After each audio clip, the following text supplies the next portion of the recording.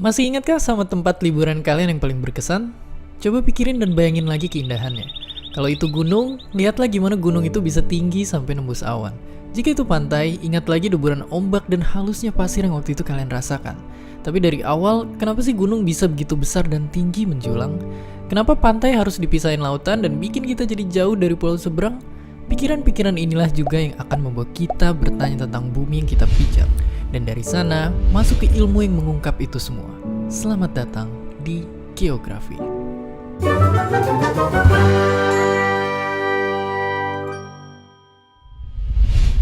Singkatnya, geografi itu melajarin suatu wilayah dan gimana interaksinya dengan makhluk hidup yang tinggal di sana.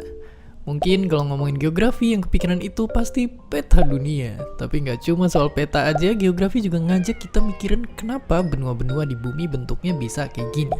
Dan kenapa orang-orang di tempat ini bisa punya suku yang beragam banget dan di tempat ini malah kebalikannya. Ya, kalau dipikirin, geografi itu udah kayak travel guide-nya tiap kita pergi kemana aja. Dia yang selalu siap ngajak kita menjelajah kemana aja dan siap ngejelasin apa dan kenapa sesuatu bisa kejadian di suatu tempat. Jutaan orang bahkan tidak menyadari bahwa kita udah sering banget pakai cara berpikirnya ilmu geografi di banyak kesempatan. Dengan kita tahu banyak tempat dan kondisi daerahnya, kita bisa kebantu kalau mau pergi ke suatu tempat dan bisa milih jalan yang paling cepat. Dan kalau misalkan kita nekunin bidang ilmu lain, ekonomi misalnya, dengan kita tahu lokasi, kondisi, dan sifat-sifat setiap negara, kita jadi tahu strategi terbaik untuk berdagang sama mereka. Banyak aspek-aspek itu kan kita memahami interaksi di dalam ruang itu, sehingga muncullah istilah katakanlah kearifan lokal. Oh, nenek moyang kita itu karena katakanlah yang tinggal di barat Sumatera berarti di Nias, mulai dari Aceh ya, Nias sampai di Bengkulu dan terus sampai selatan Jawa sudah mulai paham. Oh, berarti kita harus mendirikan rumah seperti bentuknya begini, bisa tahan gempa, bisa antisipasi tsunami dan sebagainya. Jadi dari pemahaman fisik tadi gempa menjadi pemahaman lokal knowledge gitu kan, kearifan lokal. Ya, itu kegunaan yang kita dapetin kalau kita bisa tahu sama banyak tempat dan peka sama masyarakat sekitar. Kalau mau tahu lebih jauh lagi sama ilmu ini, ayo kita ikutin Kompas dan mulai perjalanan.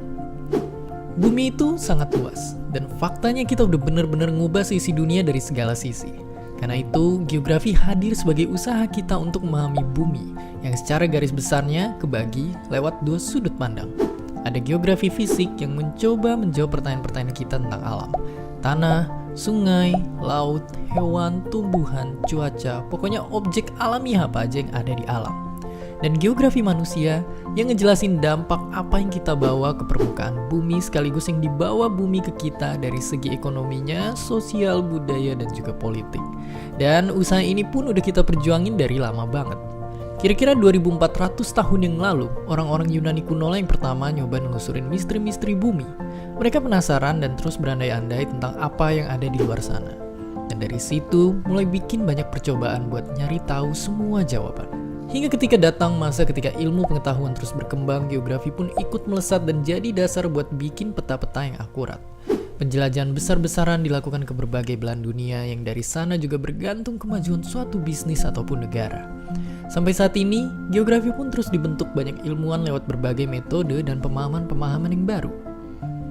Percaya aja, ilmu bumi itu sangat mengasihkan karena dia bicara dengan alam lingkungan di sekitar kita. Dan sekarang kan dengan berkembangnya istilahnya science citizen ya.